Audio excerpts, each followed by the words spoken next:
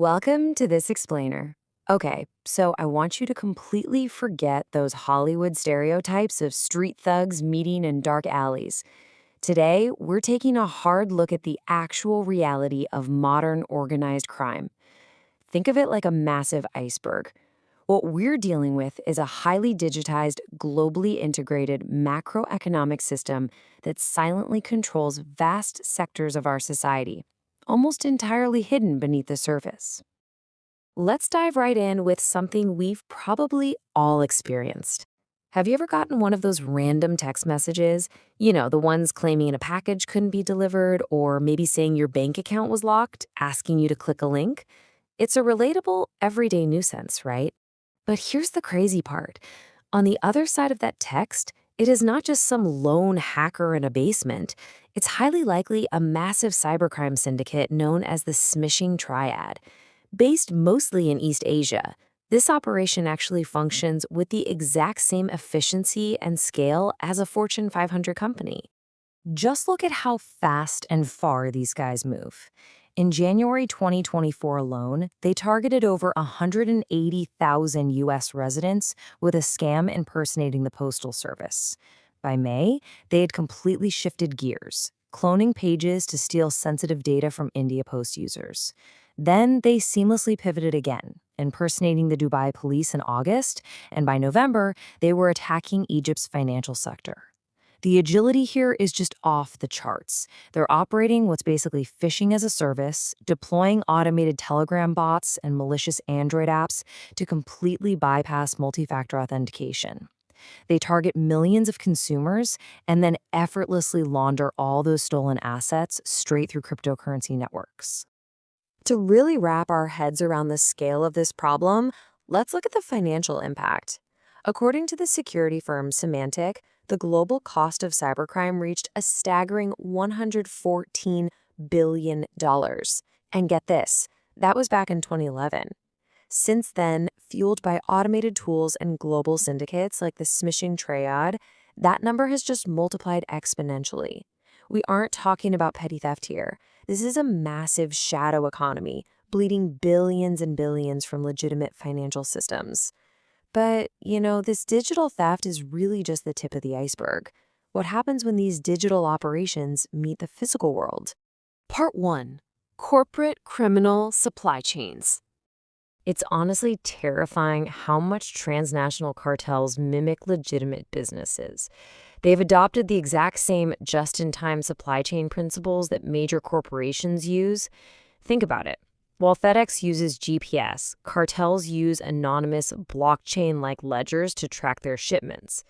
They're using the very same global cargo ships and ports as legitimate businesses, but they bypass customs security using deepfake documents and ghost shipping records. For transport, we're talking fully submersible narco submarines and drone fleets. They even offer Amazon-style buyer protection on darknet markets. They are literally piggybacking right on top of the world's commercial infrastructure.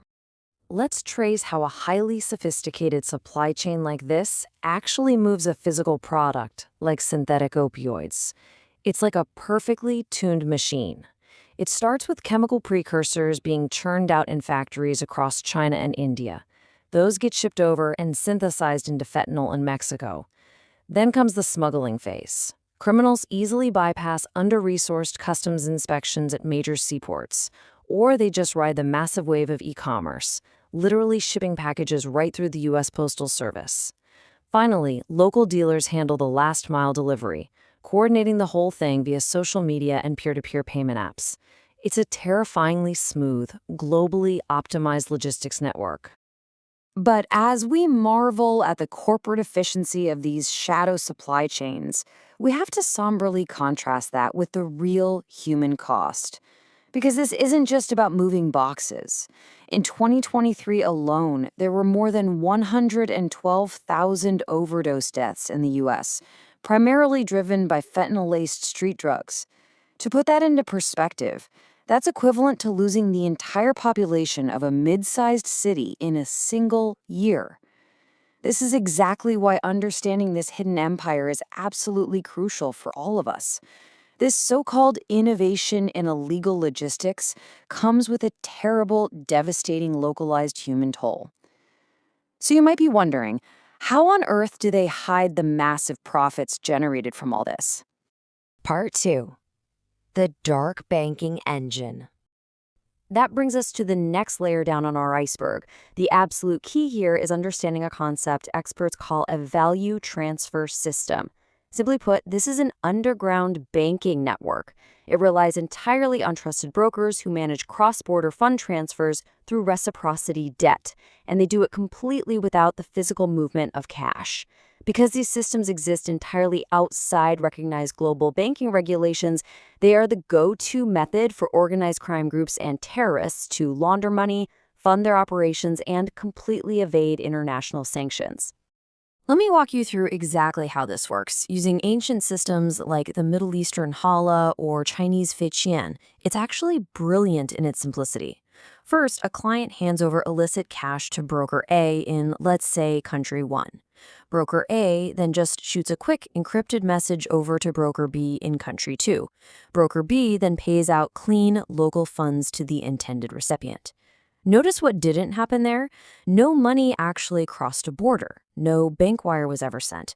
The brokers just settle their mutual debt later on down the line, maybe through manipulating trade invoices or just trading favors. The whole thing runs strictly on trust and professional efficiency, leaving literally zero formal traceable records behind. And variations of this exist all over the globe. You've got the black market peso exchange in the Americas, South Asia's Hundi system, Southeast Asia's CHOP, and Tandas in Latin America and Africa. Now, while sometimes these networks act as vital lifelines for innocent migrants trying to send money home, they are routinely exploited by the cartels. Take a 2014 raid in California, for example. Authorities dismantled a black market peso exchange scheme linked directly to the Sinaloa cartel. Before they were finally caught, that single operation had successfully laundered $100 million in pure shadow finance.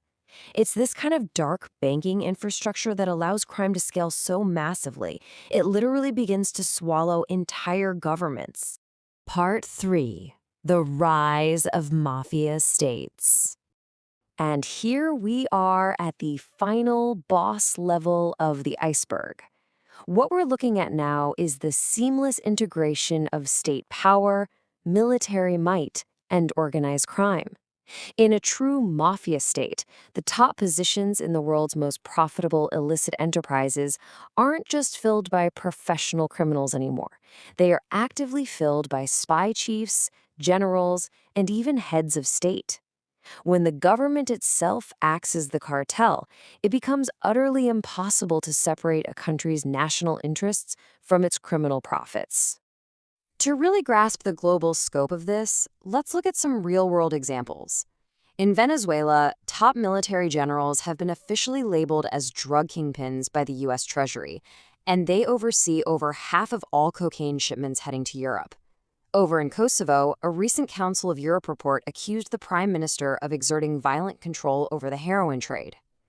In Russia, sources indicate military intelligence has actually directed mafia groups to supply arms to Kurdish rebels. And in Guinea, a former president's son was officially designated a drug kingpin. The state apparatus literally becomes the operational shield for criminal enterprise. Former Bulgarian counterintelligence chief Atanas Atanasov once said something that really stuck with me.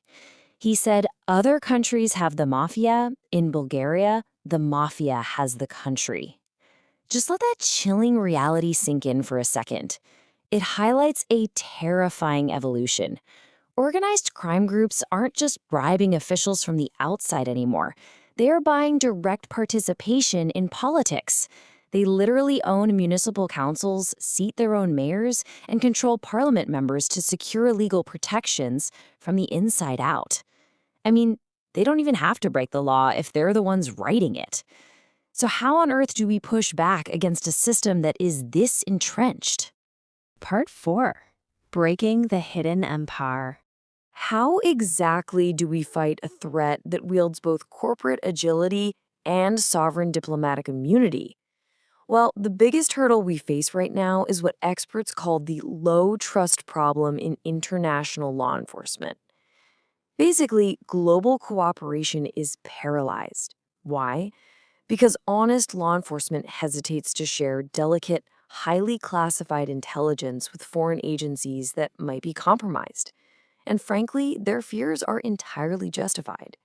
Just look at 2010, when the actual president of Interpol, literally the head of the global organization designed to foster police cooperation, was convicted of taking a $156,000 cartel bribe.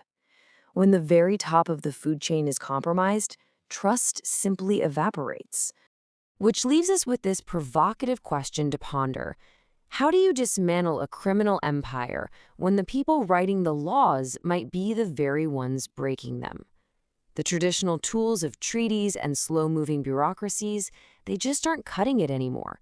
The general consensus among experts is that robust public awareness, fiercely independent judiciaries, and building coalitions of the honest between uncorrupted agencies worldwide are our best and really our only hope against this hidden macroeconomic system.